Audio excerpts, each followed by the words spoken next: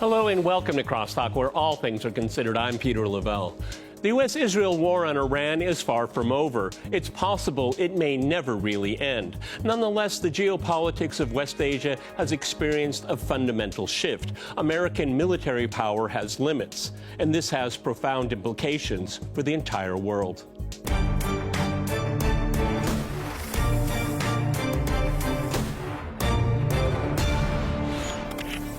Cross-talking a strange new world, I'm joined by my guest, Matthew Ehret in Montreal. He is director of the Rising Tide Foundation of Canada. In New York, we have Michael Rossi. He is a lecturer of political science at Rutgers University. And in Austin, we cross to Ryan Milton. He is a political analyst, consultant, and activist. All right, gentlemen, crosstalk rules in effect. That means you can jump anytime you want, and I always appreciate it. Michael, let me go to you first in New York.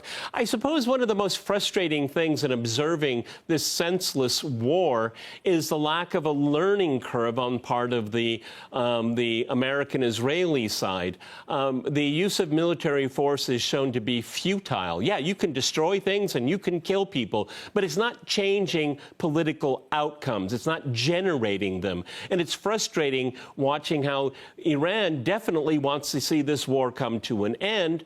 And the Trump administration, with its cohort of the Israelis, refused to let it end. And so where is the learning curve here? And I suppose that's what the problem is. There's no learning curve. Michael. There is no learning curve, and don't expect any coming from either Trump, Rubio, or Netanyahu. I don't know about you, but the belief, if there was a belief, that one could effectively get a state to capitulate in 48 hours solely and exclusively through artillery fire is futile. I mean, it's just absolutely, it's just novice in that regard. Iran is not a small country that one can push over like Venezuela.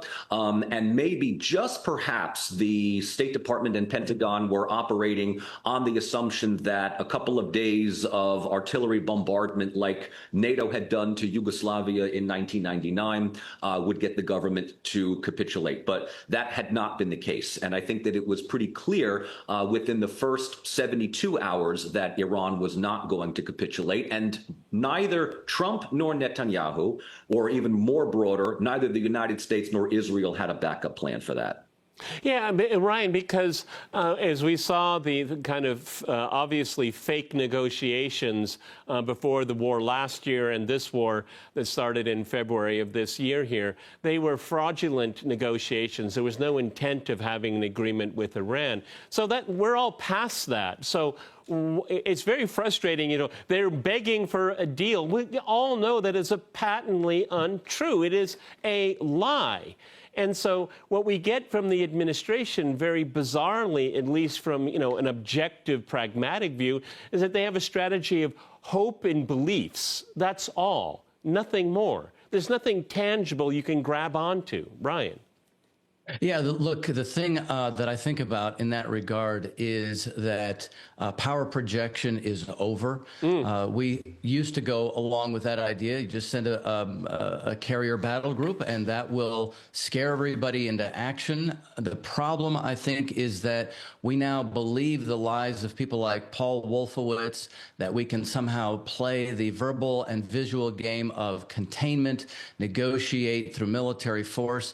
And it's become a Malaysian monkey trap. We're the ones that actually need the ceasefires. We're the ones that need to pull out. We can't extricate ourselves, but we have this arrogant triumphalism that goes back to the fall of the Soviet period, where we don't respect our enemies militarily. At least with the mutual assured destruction, we thought that we could die. And now that doesn't even cross the minds of the planners and advisors to the president. Well, exactly, because Matthew, we've all witnessed here the use of military force is not getting the result that the administration wants. So what do? Oh, resort to military force. I mean, this is so counterproductive. And during the same time, it's not reported in Western media, but it's reported in media outside of the West, is that the United States is being driven out of the Gulf. I mean, now they're putting all of their assets in Jordan. They're getting hit, and they're going to all have to move to Israel eventually, and then Israel eventually will get hit. I mean, I'm not a military expert. I'm just an observer, and that's what I see. Matthew. Yeah, it is sort of the definition of insanity, according to Einstein, right? Get it doing the same thing again and again and expecting different results.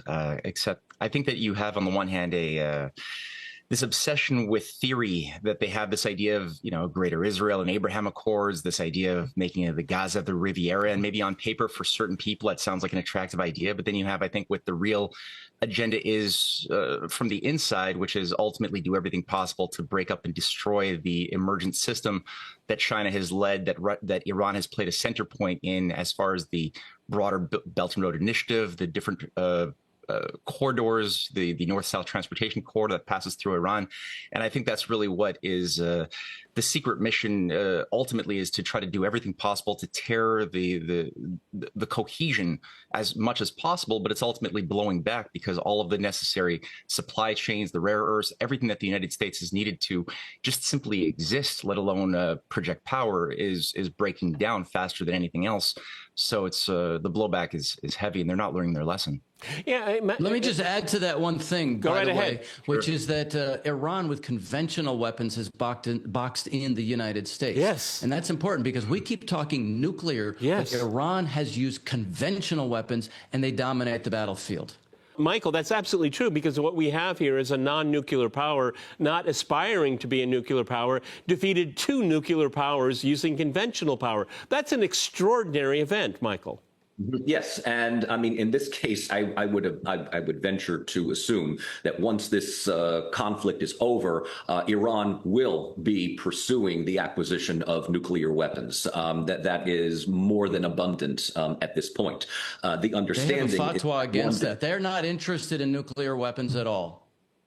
I would be hard pressed to. I might be able to accept that, but there is that understanding that They don't the need United it. States They don't need does it. not- They're winning. That may not They don't be the need it, case, but fatwas can come and go at the same time too, right? Yeah, They're not- guys. Hang on, guys. I can add to this conversation. I agree with Michael, and I agree with Ryan. You can both make a case where I can agree with a theory of the case. I agree. The problem I have with it, gentlemen, is proliferation after that. Saudi Arabia, Turkey, etc. That's the problem I have, and that would make Iran far less safe. Okay. However, everybody is aware of the Libyan model and the North Korean model. So I'm not going to argue against either position. I can see where both positions can go. And I would prefer less nuclear weapons in the world than more. Matthew, go ahead. Well, I was just going to throw in. I agree. Either case could be defended, but the fatwa came in 2003, and like you, I also share the fear that this could be something. If they go for it at this point, this is a completely new world at that point, with many other powers racing for nuclear weapons. That would be terrible. But I think we're also at the end of a system that has really held down human potential for a long time. So we're entering something new, and it's really a race for who's going to determine the conditions of that new system. And we know that with the U.S. State Department coming out, or the Department of War now coming out, last December or November, with their new strategic doctrine, calling for a consolidation of their efforts at a sort of North American empire. I don't think people think, I know that some people have celebrated that, saying, oh, look, maybe this is part of an agenda. They're looking for an excuse to extricate themselves from their Middle East gambits and to create a space for a Eurasian type of power to emerge while the U.S. consolidates Cuba and North America and Greenland. But honestly, that may only partially be true as well. I think ultimately at the end of the day, this idea of Rubio speaking about multipolarity and acquiescing to that is an illusion. I don't think they really want that. I think at the end of the day, they want to ultimately have hegemony. Maybe in the long run, though. You were making reference to the early in the administration, Marco Rubio's interview with Megyn Kelly, I think it was. But I dismiss that. I mean, when that doctrine came out, let me throw this to Michael, is that was working under the assumption that there would be a greater Israel that would enforce American diktats in West Asia, and the United States could pick on the poor people of the Western Hemisphere. Michael. Yeah, I mean, well, it was always interesting to see when, Rubio says something a couple of months ago, whether it still holds validity today. I do remember that interview, and I do remember a lot of eyebrows being raised at him being one of the first people to acknowledge that we liked it. We all liked it. We wanted to hear that. Yes. But what's interesting about all of this is multipolarity does not hold itself particular to a geographic region. So there might be an understanding that certain areas would fall under Russia's sphere, others would fall under China's sphere. But America's sphere, as Rubio most likely would think about, is, yes, a very much alive, well, and empowered Monroe Doctrine. But where does it leave the Middle East? And where does it leave the Levant? The United States is not going to abandon Israel. It is going to use Israel as well as its presence in the Mediterranean as a way of extending that North American influence into as much of Europe and at least the western part of the Middle East as possible. And whether or not Iran would play by this new reality and just shift eastward into BRICS, or be the last piece of the puzzle that needs to be taken down in order to ensure Israeli hegemony, this is effectively what's being played out today. Well, I think what's being played out today. Well, hold on a second. I think there's a lot of desperation involved, however. So a lot of these words that come out from U.S. policymakers, they sound very tough, but you look at the last 63 years move away from national economic development to globalization and financialization. We can't afford that. The military-industrial complex business model is failing. So, we can say these kinds of things. China is eating our lunch. One thing about Iran is that they've switched over to China's Baidu much better than GPS. They can pinpoint things within the Ryan, millimeter. we have a hard break, gentlemen. I have to jump in here. We're going to go to a break, and after that break, we'll continue our discussion on this strange new world. Stay with our team.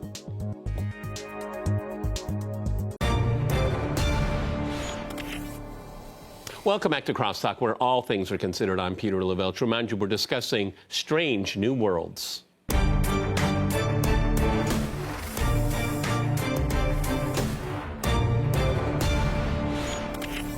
Okay, let's go back to Matthew in Montreal. In looking how Iran is behaving, reacting to the unprovoked war against it, a war of choice on the part of the United States and Israel, the Americans and the Israelis have never been able to explain why, but that's par for the course. But obviously, Iran is exercising its sovereignty. It's basically a prison break after 47 years of being under sanction and isolated by the West. And Iran is emerged, and depending on who you want to ask and depending on how this unfolds, could emerge very much as a very important world power. So, Matthew, one of the things that, with the war as a backdrop, it seems to me that most of the world is embracing the idea of a multipolar world, and I think it's actually happening, except for the United States particularly cannot accept that. It cannot accept limited hegemony, and this is what we're facing on a global stage right now. Matthew.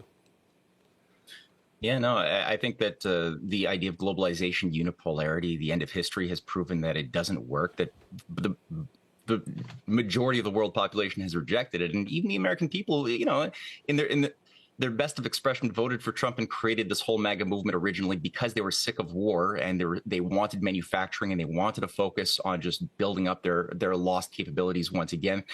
That didn't end up happening. There's a lot of betrayal there, obviously, but the sentiment internationally is very strong towards multipolarity. But I think it's an underdefined idea, and there's a fight over what type of notion of it. Will it be Orwellian, Eurasia, East Asia, Oceania type of structure of some evil Yalta 2.0, or is it going to be something founded upon working with faith and trust in your neighbors and other civilizations, or maybe a novel idea, international law. Maybe that would be thrown in there too.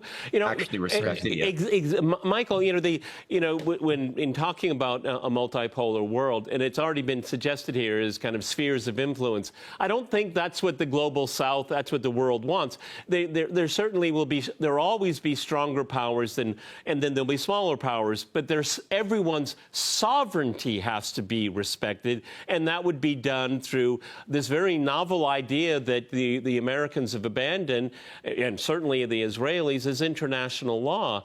And we all see the flaws of international law. The stronger you are, the less likely you're going to adhere to it. But there's no better game in town, in my opinion. Go ahead, Michael.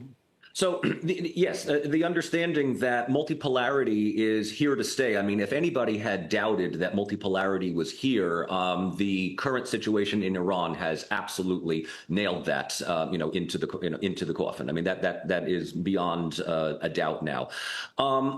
When we were talking about spheres of influence, this is something that, I mean, I confess I am using the rhetoric that is coming from the U.S. State Department, from the Pentagon. When I talked before about Russian spheres of influence, Chinese spheres. These are not competitive, right? These are cooperative. These are seen as part of not so much an anti-Western coalition, but just simply a non-Western coalition that is, as you rightly pointed out, predicated more so on state sovereignty instead of corporate sovereignty. If there is one real dividing line between the West and the rest, it is that corporate sovereignty drives the West. This is why we have the Elon Musks and the Richard Bransons and the Jeff Bezoses. In the non-Western world, corporate oligarchs, corporate elites cannot be who they are without the support and the cooperation from their respective state governments. Exactly. How it works. Exactly. You're absolutely right. And I'm trying to understand oligarchs around the world. They are very different from Western oligarchs.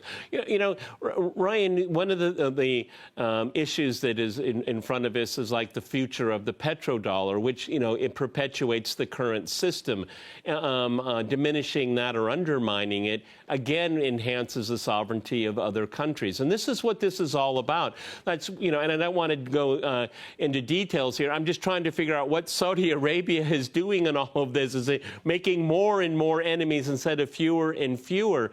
Because they're the ones on the chopping block here. If the petrodollar goes, they're going to be living in a very, very different reality. Ryan. Right. And will they actually ever sign those Abraham Accords? I doubt it. No. Ansarallah has them cornered. Little teeny Ansarallah has them cornered. And from that standpoint, and what some of our others are saying here, let's also reflect on what Kennedy said at his America University speech, where he said no government or social system is so evil that its people must be considered as lacking in virtue. We can learn from these other countries. We can be completely sovereign and independent, and we can actually interact with them, compete even on a way that actually enhances our own economy. The kingdom of Saudi Arabia and these other kingdoms, they're also destined for the dustbin of history, just like that old project for the new American century that we don't hear about anymore. These kinds of unipolar ideas are out. National sovereignty is in. Also, let's go back to 2007 with President Putin and his Munich address, where he specifically attacked those doctrines, specifically said that it is international law against unilateral actions, and that the whole idea of a single superpower is flawed. So I do think that these countries, they're going to have to go and make peace with Iran. We're probably going to have to leave the region.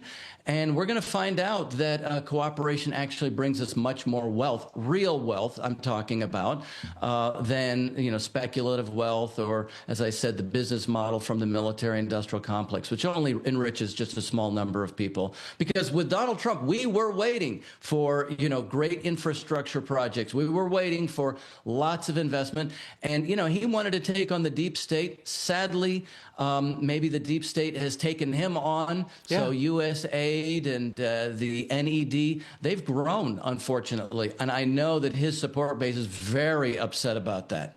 Yeah, Matthew, what has unipolarity done for the American people since the Second World War?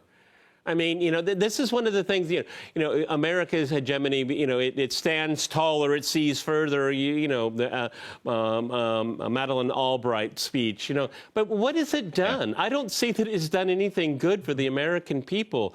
It hasn't, and it's been disastrous for the rest of the world. Matthew. Yeah, it's been disastrous for the American people as well. It gave them, I think it created this illusion, this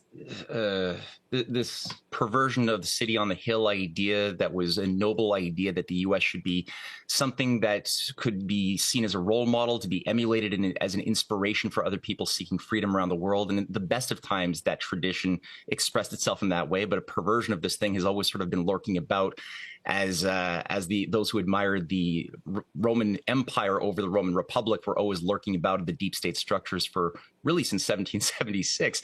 And these institutions oversaw the murder of many presidents, and especially since World War II, have really just taken this notion of we are the police lords of the world because we're the most free, thus we should enslave the most.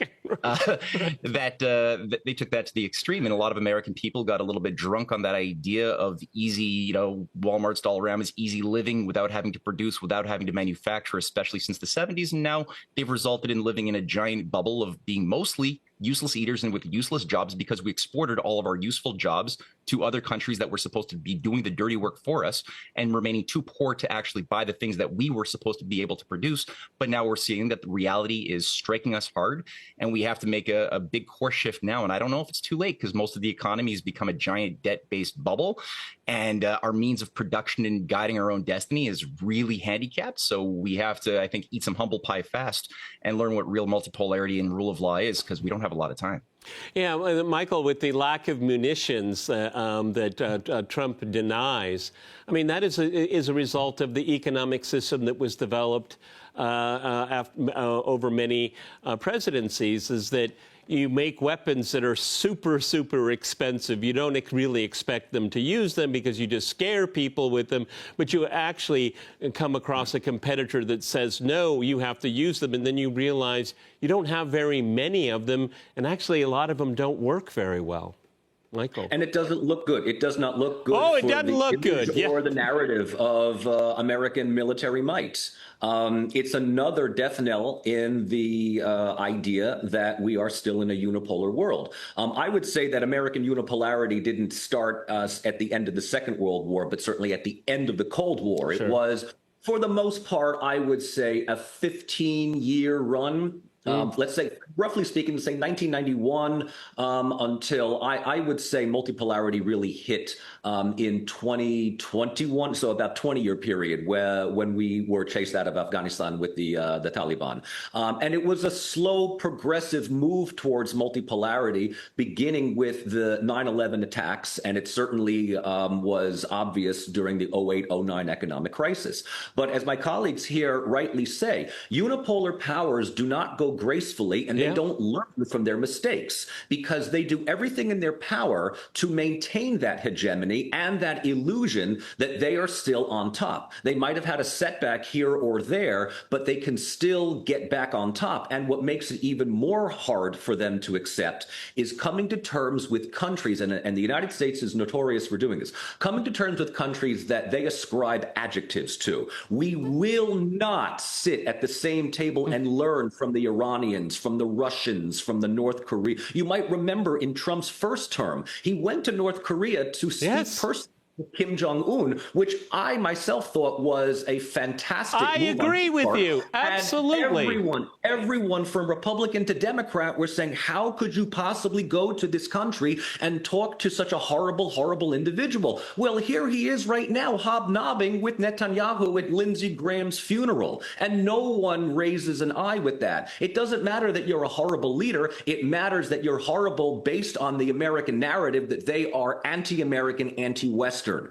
So you can absolutely hobnob with the Saudis, the Israelis, the Ukrainians, and heaven help you if you sit there at the same table with the Russians and the Chinese and the Iranians and the Indians and you map out a new multipolar world, because that means that you can. You know what's really interesting in the last few seconds we have here is that John F. Kennedy's university speech was mentioned.